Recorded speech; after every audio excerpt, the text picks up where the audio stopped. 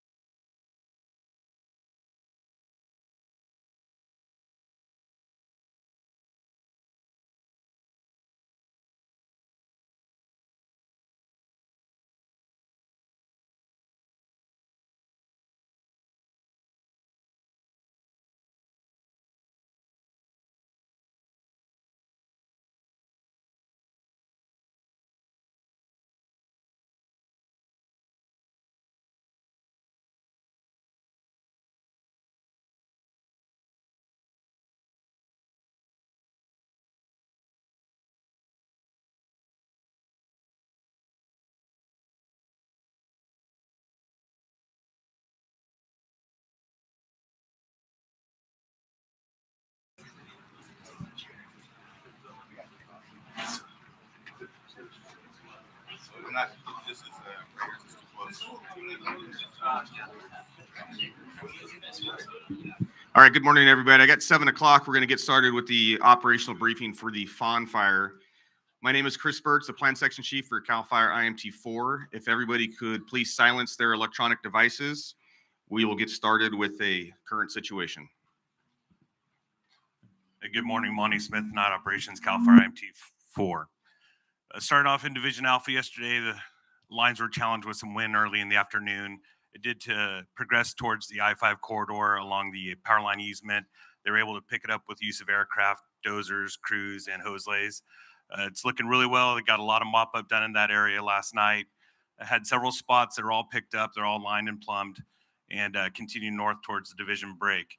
Also, contingency put in some line from the division break, drop point 50 area, and worked its way around the community of Fawndale. In Division Bravo, the fire continued to progress to the north and west. It's hung up in some rocks and around the quarry area. Not any further progression throughout the night. Moving up towards the quarry, there's a saddle just east of it. They were able to push 10-blade dozer line all the way down to Alley Cove. And the fires continue to back down in that area with some rollout potential. They had a few rollout and some slope line runs last night. It is being plumbed right now and being prepared for today's operations. Moving into Division Mike, the fire continued to progress, backing down into the lake. It's looking really well there, almost to the high water mark. In Division Tango, the fire continued to back towards the lake, and there were several dozer lines put in place. It did challenge one of the dozer lines, and it's continuing to back down towards Silverthorne Resort. And they have additional dozer lines that they put in throughout the night that they're looking at securing today along Silverthorne Road. So moving down towards Division Uniform, the fire backed into the Bear Mountain Lookout Road system. It is held up in the upper third of the slope. They did construct dozer line all the way down to the Jones Valley intersection there at Dry Creek and pushed it along the toe of the slope along the power line easement, tying it into the division break. That has all been fired in and secured, and they're working on mopping that up.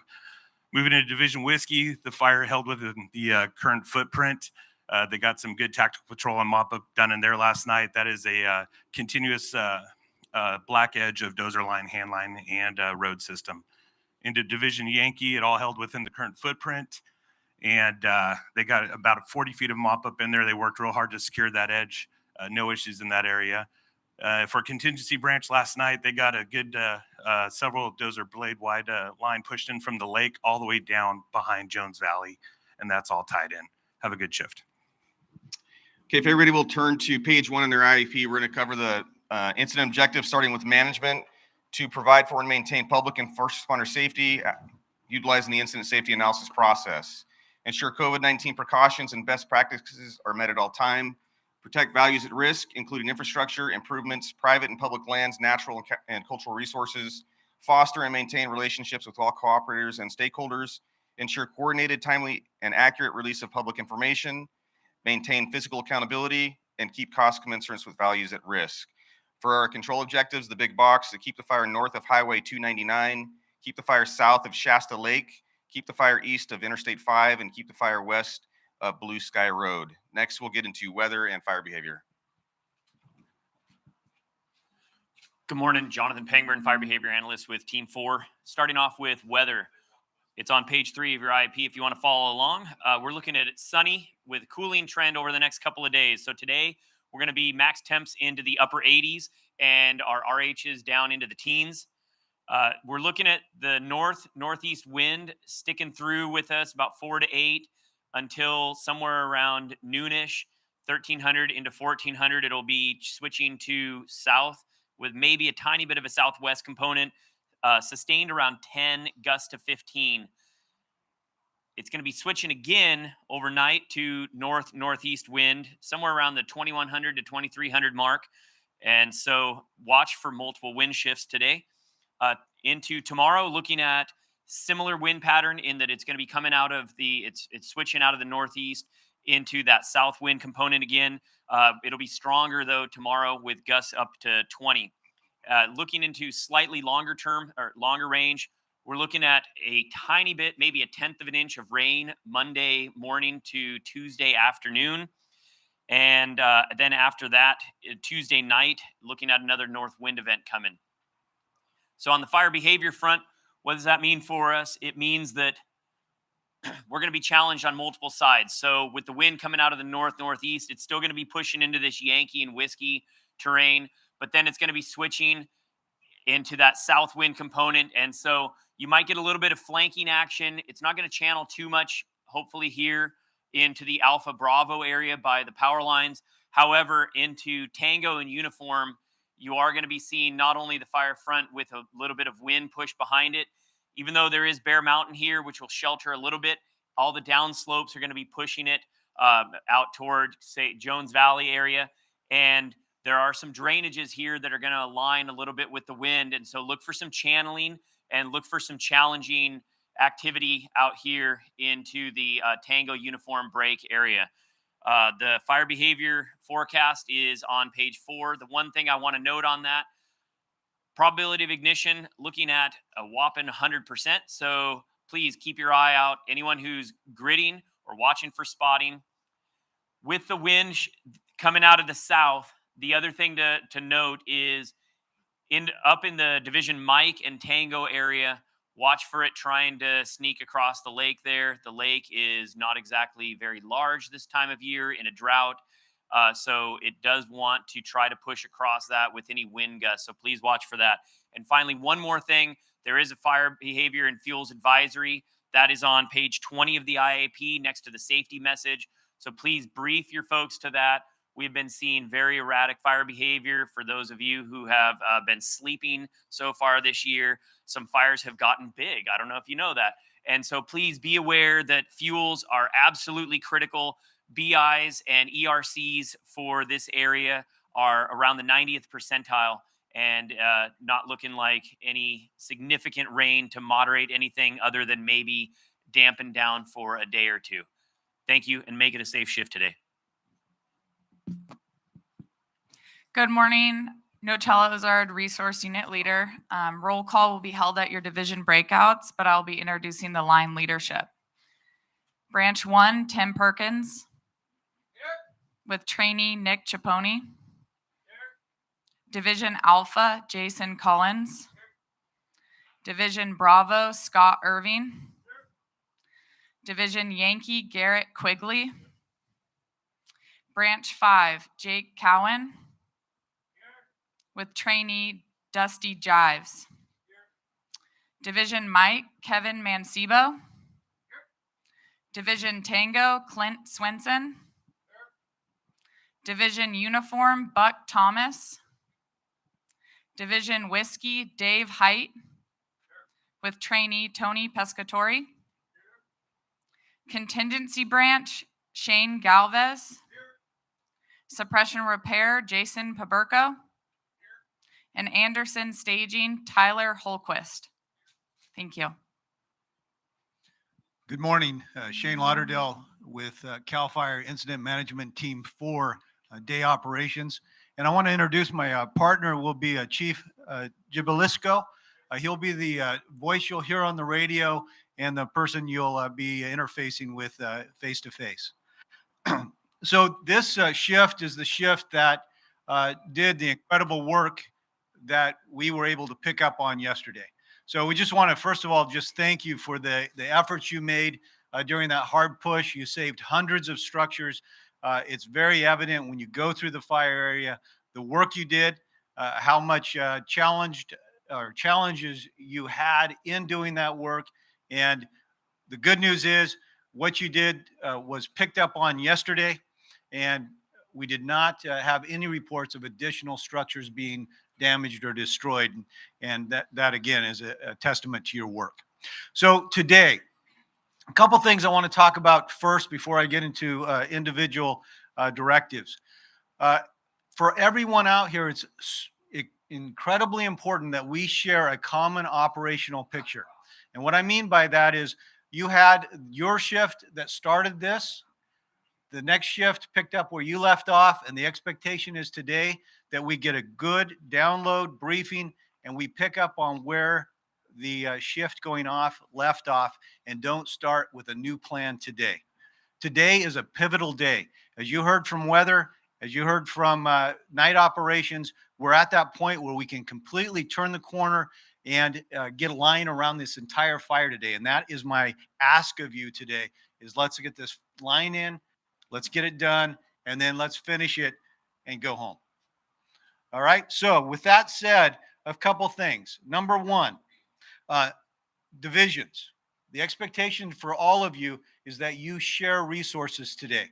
We know that throughout the day, there's going to be a different need based upon the change in the weather that we heard in different parts of the fire. If you do not have resources actively engaged, share them with your counterparts and let's get them to work.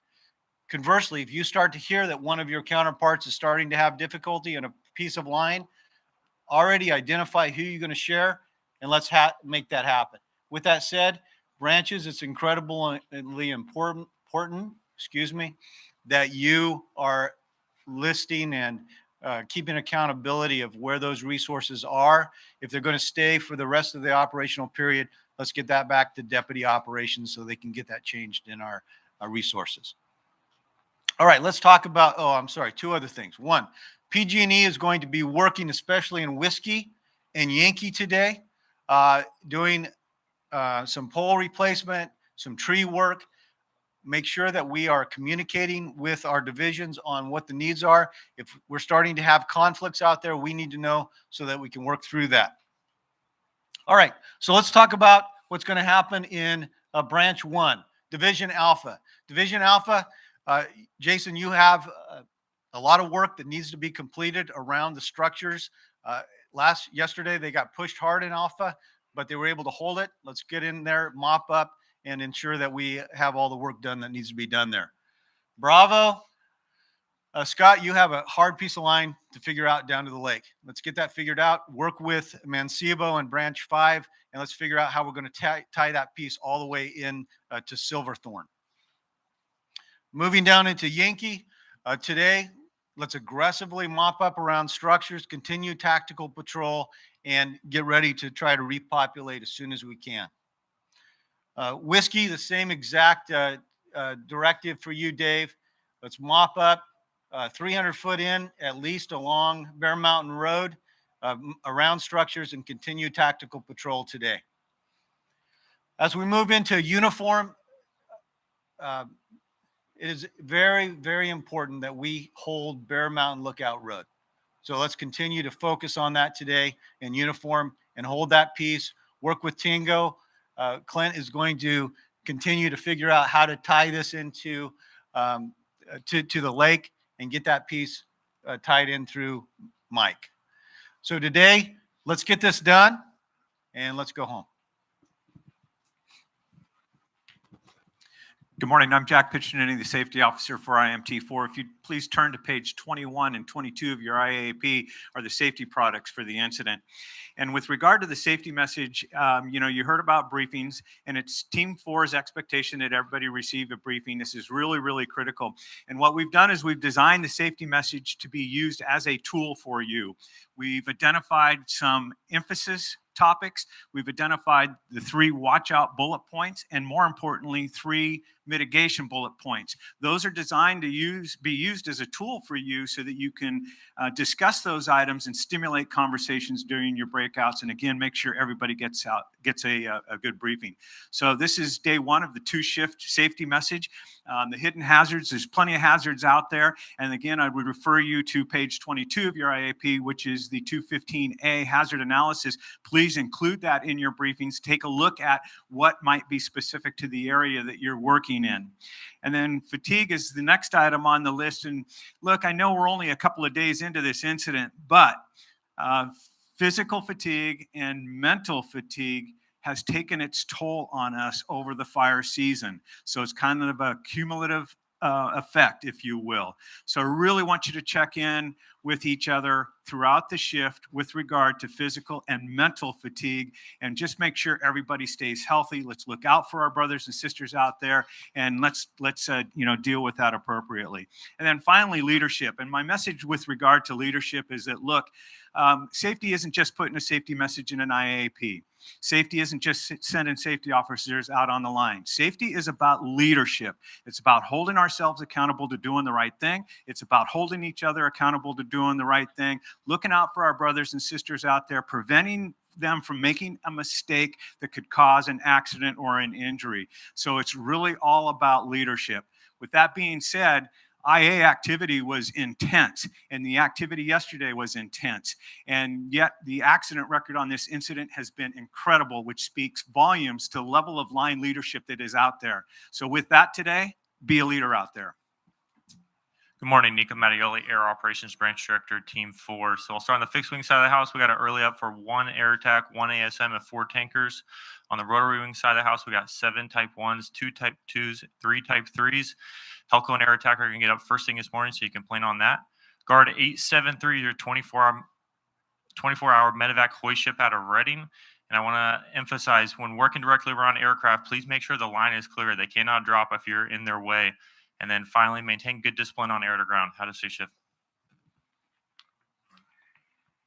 Good morning, Mike Heffron, Comm Unit Leader, Incident Management Team 4. Please turn to page 24 of your IAP. So today is a new Cologne Day. We added a second tone to the command channel. So if you look, Shasta Command Tone 2 has been working really well for 90% of the fire. There is a portion on those right shoulders in the shadows of Bear Mountain that communications was getting poor in certain spots, so we added Tone 1. So what that means for you guys is just because you're on one spot, as you're traveling around the fire, make sure you're on that right tone. A good thing to do is when you hail people, make sure you're telling them what tone you're on, so there is no confusion, and because the two aren't linked, so there's no confusion. Everyone's on the same page. If you do need a clone, you could head down here to the snack shack. That's that brick building down there. All the cloning purposes will be taken care of there. Additionally, for divisions, Fawn V2 is the current clone. At your breakouts, please make sure everybody in your division has Fawn V2. If you have a new radio, that will be the name of that group. If you have a legacy radio, if you press and hold down the pound button, it will give you that title of that group. Thank you. Have a safe shift. Good morning, Steve McGarry, Medical Unit Leader, Cal Fire Team 4. The medical plan can be found on page 25. So if you turn over there real quick, I'll go over some of the highlights. So here in camp, we have CalMat, which is the California Medical Assistance Team, and they're just north of the eating area, and there's a series of 4 tents. They have a physician on duty as well as supplies available to you here in camp. Mert's here for our CDCR firefighters. And as far as resources for transport and aeromedical support, everything is going to be requested to the ECC. I'm working on fills for line medics and EMTs. As they become available, they'll be assigned to the divisions. So an important piece here in box 8 is the emergency reporting information. Please follow the guidance there in case of an emergency. And as a friendly reminder, please remember to wash your hands, as it is the #1 way to prevent the spread of disease. Thank you. Good morning, Chris Harvey, Public Information Officer, Cal Fire Team 4. Page 26 in your IAP is the information page.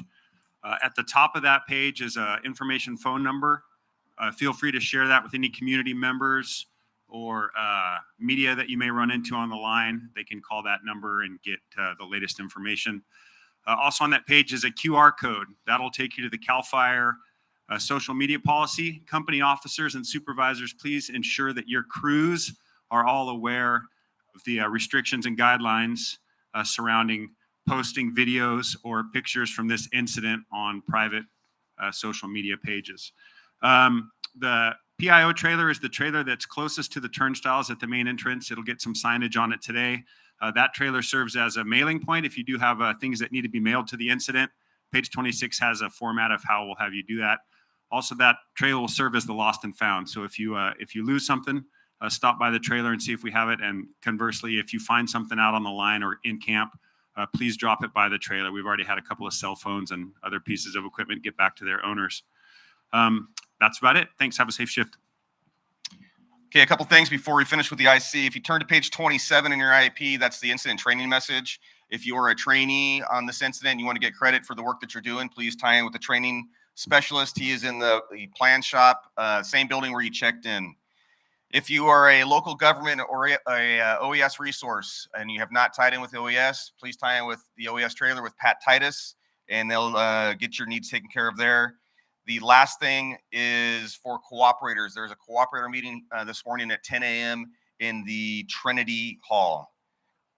Closing comments from the IC. Good morning, everybody. My name is Jeff Pemberton. I serve as your incident commander for Cal Fire Team 4. Just a few things. As we've been fighting fire very aggressively since June, please don't underestimate the fatigue that not only is showing in yourself, but is showing in your crew. Please make sure you're making contact with those folks back home and keeping that good, strong family bond and family connection. To the IA resources that were here, you already heard it from operations. We wouldn't have had the successes yesterday without your hard work that you put in for the first 36 hours to keep this fire small. As we're approaching nearly 7,000 acres in today's sizes of fires, that's relatively small. And again, that's an absolute testament to your guys' hard work. We've got a few days of favorable weather conditions, but those few days are only a few days before we get back into another northeast wind event. Let's take advantage of that. Let's make sure that we continue to build on the successes that you have from your IA day. And just keep in mind that there's no more valuable asset out here than you on this fire. And I ask that you go out there today, get after it, and continue to build on the successes from your IA firefight. Go out there today, be a leader in your crew, be a leader in your division, and be a leader in your branch. Thank you. Okay, if you are an unassigned resource, if you're not on the IAP today, we are going to have you check in with the resource unit leader over at the boxes that you actually picked your IAPs up. It's going to be Nocella. For the branch, if you are an assigned resource, we have the branch and divisions breakouts posted around the briefing area. Everybody turn your devices on and have a safe shift. Thank you.